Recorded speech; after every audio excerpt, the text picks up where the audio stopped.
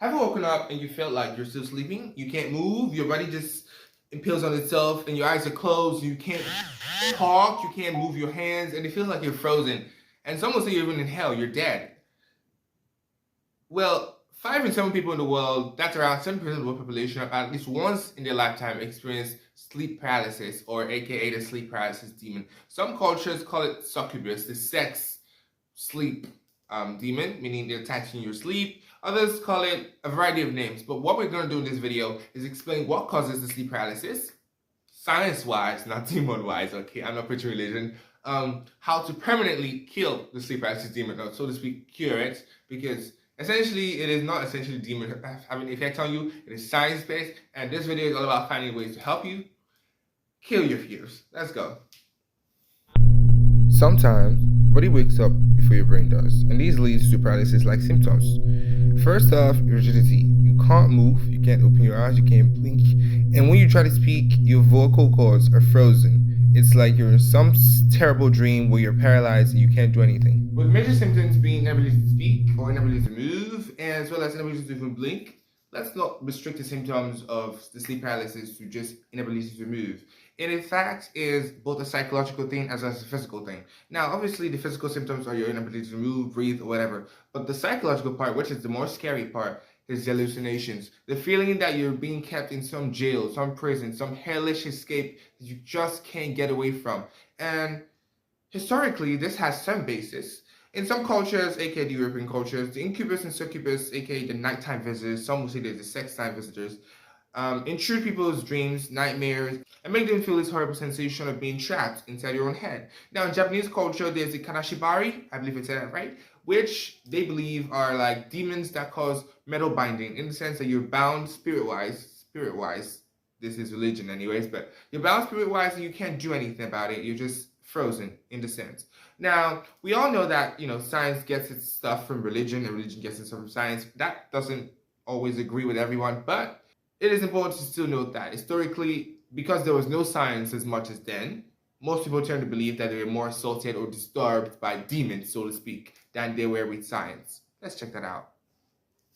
With most scientific breakthroughs starting in the 18th and 19th century with the invention of industrialization and atomic chemistry, studies into dreams and the dream state were plagued with religious beliefs rather than scientific research and evidence. Even today, most educated and even uneducated people to some extent believe that, rather than science, demons are the cause for sleep paralysis. But what indeed is the fact then? What does cause sleep paralysis from a scientific standpoint?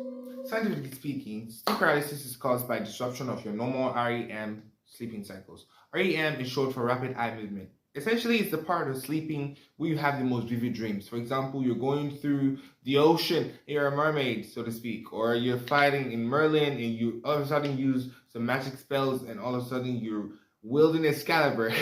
Okay, this is all bizarre, but essentially it's a part of your dream that feels most active, most realistic, so to speak. And in this part of your dream, your brain tells your brain tells itself, let's keep it simple, short for everybody, okay? Your brain tells itself to release a neuroinhibitor called GABA, okay? Now, this neuroinhibitor performs a major function, which is temporary paralysis. So, in this state, knowing that your brain feels that, okay, this dream is very active, it feels too real, I don't want this person waking up and all of a sudden going to act this thinking it's real, like sleepwalking. So it gives atonia, and that means that your body is temporarily paralyzed. Now, sleep paralysis occurs when your brain wakes up from this paralysis, so to speak, wakes up. Because it's not affected, other parts of your body are affected, but the brain wakes up, but your body is still under the effects of your GABA neuroinhibitor. So your body can't move, but your brain is already active.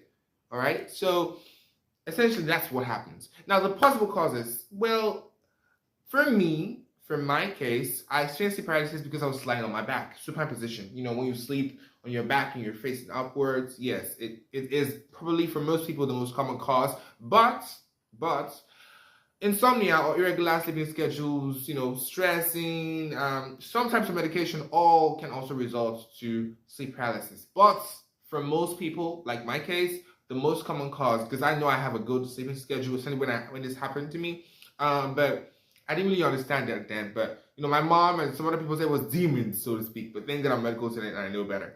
But To end this chapter on the cause, essentially for most people, the cause is sleeping on your back, supine position, facing upwards. So try to lie on your side.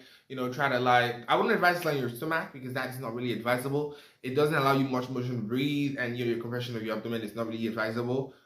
So lying on your side, or putting, as I said, putting lemons on your back to make sure that you don't roll over on it and you feel comfortable and sleep on that, because for most people, as I always reiterate, supine position is the most cause or the most recallable cause of sleep paralysis, but it's not the only cause. Now let's check more.